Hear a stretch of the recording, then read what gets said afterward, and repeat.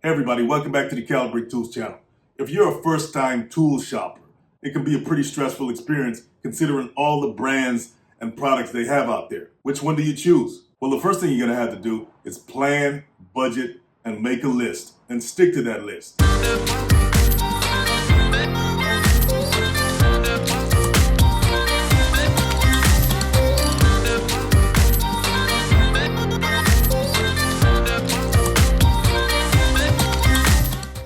All right, so you're at the store. Now what? Most big box hardware stores like Home Depot or Lowe's, like I said, if you're a beginner, they can seem a little bit overwhelming with all the products they got.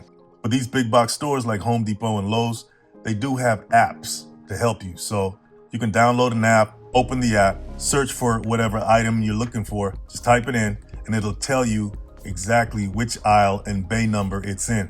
Now that's a game changer because you don't have to wander around for 20 or 30 minutes trying to find something. Best thing to do is just download the app before you leave the house, and you can see if your item's in stock so you don't make a trip for nothing. All right, so once you're in the store, now you gotta understand the store layout. Now most hardware stores are generally organized by trade or project type. Here's a rough map.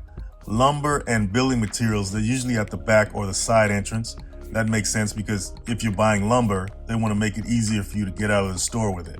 Power tools are often in the center of the store or on a dedicated tool aisle. Hand tools, they're near the power tools or in their own section. Electrical, plumbing, HVAC, these typically have their own dedicated aisles. Hardware, fasteners, anchors, same thing, dedicated aisle. And then paint supplies, they have their own dedicated section as well.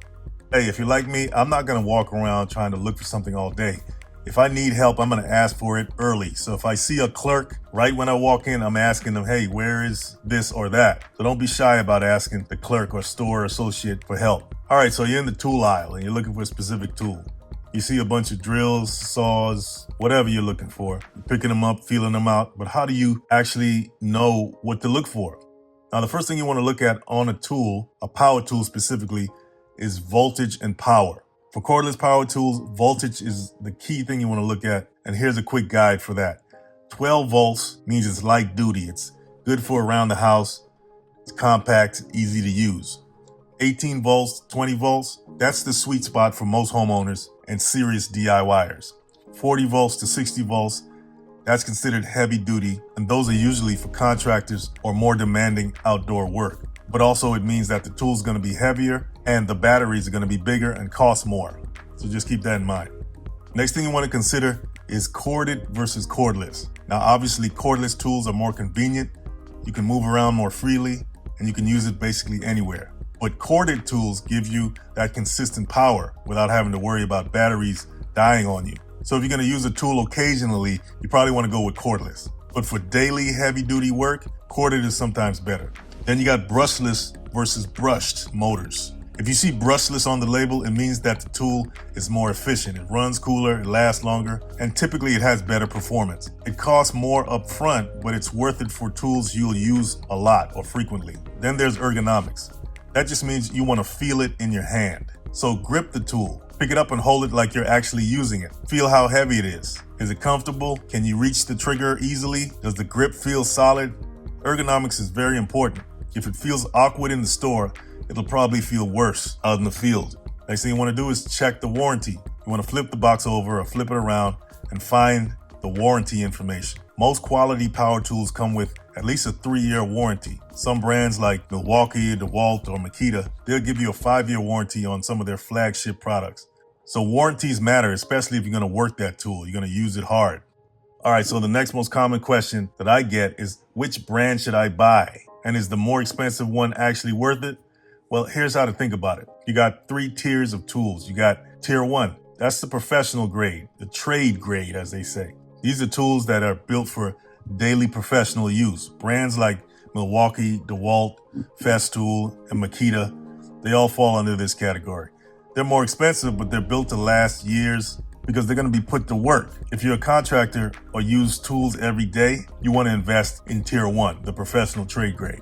Then there's tier 2. That's what's called the prosumer grade or the serious DIYer grade. Now this is the sweet spot for most people. Brands like Ryobi, that's the 18 volt plus line, they'll give you that solid performance without the tier 1 pricing. So this tier is great for homeowners who do regular projects. Then there's tier 3. That's the budget and occasional user. Harbor Freight, Hyper Tough, and store brand budget tools.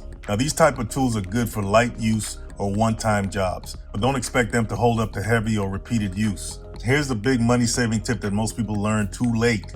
Pick one battery platform and stick to that one. Every major brand, Milwaukee, DeWalt, Ryobi, Makita, they all have their own battery system. So if you buy a Milwaukee drill, the battery works in all other Milwaukee tools. This means your next saw, circular saw, flashlight, and vacuum all share the same batteries. Your first tool purchase is the most important because you're choosing your battery ecosystem. So choose wisely. If you switch brands later, that means you're gonna have to replace every battery that you own. All right, combo kits versus individual tools. Look for combo kits, especially around major holidays like Memorial Day, Black Friday, and Father's Day. A drill plus an impact driver combo kit often costs less than buying either tool individually. And these kits usually come with 2 batteries. So a combo kit is a good entry point into a battery platform. All right, next. Okay, that's power tools. Now, what about hand tools and hardware? Power tools get all the attention, but honestly, your hand tools might get more use than anything else in your whole toolkit. So let's talk about what to look for. What makes a good hand tool? Well, for hand tools, that's hammers, screwdrivers, pliers, wrenches. Here's what matters. Steel quality. Look for chrome, vanadium, or heat-treated steel. You want to avoid hollow or plastic-bodied tools for anything structural. Then you want to consider the grip. Ergonomic rubber or bi-material handles. That's going to reduce fatigue on your hands. And that's going to matter a lot if you're doing repetitive work. Then there's the weight. A heavier hammer is going to drive nails better. A lighter hammer is going to give you more control. So you want to match the weight to the job. Then there's something called full tang construction. What does that mean? For example, with striking tools like hammers, the metal should run all the way through the handle. You want to stay away from tools where the handle just clips onto the metal. All right, so here's some must-have starter hand tools. So if you're building your starter kit, these are non-negotiable. You want a 16-ounce claw hammer, a 25-foot tape measure, a 6-in-1 or multi-bit screwdriver, needle nose pliers and slip joint pliers, an adjustable wrench or crescent wrench, a utility knife with extra blades, a 4-foot level, and a speed square. All right, so when you're shopping for fasteners or other types of hardware, the fastener aisle is where a lot of people get confused. So here are some rules for that. If you're fastening wood to wood, you want to get wood screws with a coarse thread. If you're throwing up drywall, you want to get some drywall screws, but remember, they're kind of brittle, so you don't want to over torque them. For masonry or concrete, you want to get concrete anchors. Tapcon screws are popular for that. For outdoor use, you want to use galvanized stainless steel or coated screws to prevent rust. And if you're having trouble trying to figure out what size fastener you need, just grab a few different sizes and then return what you don't use. Good thing is fasteners are not that expensive. They're pretty cheap. All right, here's some mistakes to avoid. Number 1, buying too much tool for the job. So if you're hanging a picture frame, you don't need a 16-volt hammer drill to do that. You want to match the tool to the task. I'm exaggerating a little bit there. You're going to end up spending more money than you needed to. Mistake number 2 is buying too little tool for the job. So on the flip side, you don't want to cheap out on tools either. If you're doing a deck, concrete, or framing, you want to buy a tool with the right horsepower to get the job done. If the tool doesn't have enough power, it's going to overheat, it's going to wear out fast, and it's going to make the job twice as hard. So make sure you match the tool to the job. Mistake number 3, ignoring safety. Never skip on safety, okay? Go to the safety aisle, get the safety glasses, get the hearing protection, get the work gloves, get the dust masks. All that should be part of your tool purchase because safety is non-negotiable. Power tools can cause serious injury. Trust me, I know. Mistake number 4, not checking return policies. So before you commit to a tool, especially a more expensive one, you want to check the return policy. I think Home Depot gives you 90 days for most items. Lowe's gives you 90 days too, I think. Some tools like power tools can be returned even after use if it's defective. So make sure you keep your receipt or register your purchase through the store app.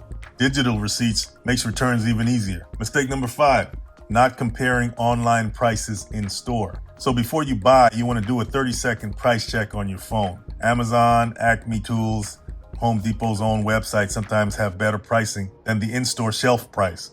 A lot of stores will price match. Just ask the clerk at the register. Mistake number 6, buying a single battery tool. Now this goes back to the battery platform strategy. Buying one random cordless tool without thinking about the battery ecosystem, That's a long-term mistake, so you want to think ahead. All right, so next, let's talk about money. When and where do you find the best deals? Because tools can be expensive, but there are times and places to save big. Some of those most predictable times are the best times to buy. Memorial Day weekend, that's one of the biggest tool sales of the year.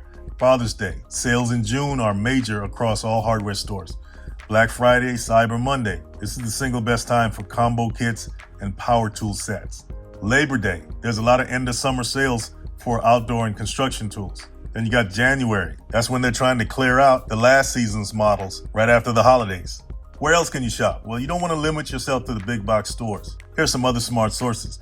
Local hardware stores like Ace Hardware and True Value. You'll probably get better customer service, and they're pretty competitive on hand tools and hardware.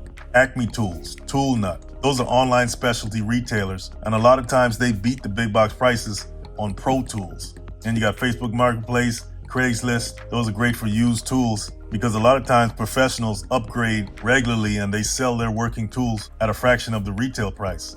Pawn shops, don't sleep on pawn shops because they're an underrated source for name brand tools at some very good discounts. Tool libraries, you ever heard of those? Well, they do exist in a lot of cities, so you can borrow before you buy for one-time project tools. And then they have what's called a refurbished and open box.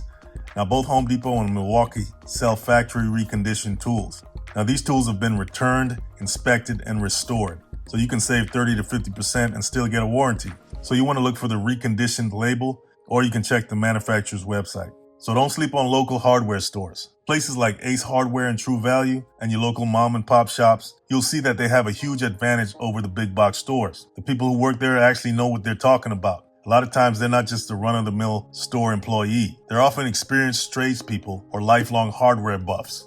Now, for specific fasteners, specialty items, or when you need advice on an unusual fix or repair, your local hardware store is often the faster and better option, instead of trying to hunt through 40,000 SKUs at the big box. A lot of us don't realize that smaller stores often carry specialty items that the big box stores or the big chains don't stock, like certain types of fittings, vintage hardware, or specific niche tools. And if you're a regular at a local hardware store, you'll probably get a discount if you're a contractor, and maybe some other perks. So you want to build those relationships there. Don't knock the little guy. All right, guys, so we can sum that all up. Number one, you want to plan your project and make a list before you go. You want to use the store app, if they have one, to find the items fast. You want to pick one battery platform and stick with it. You want to match the tool to the job. You want to check the warranty and the return policy. You want to compare prices on your phone before buying, preferably on the app before you leave your house, so you won't have to waste a trip if they don't have it in stock. You don't want to skip on safety gear. You want to look for the sales, Memorial Day, Father's Day, Black Friday, and so on. And then you want to make sure that you hit up the local hardware stores for any specialty items that you need or any expert advice that you may not get in a big box store. Remember, your tools are an investment, so buy the right ones the first time and they'll serve you for decades. All right, guys, if you appreciate the info, subscribe to the Calibrate community so we can build together. See you soon.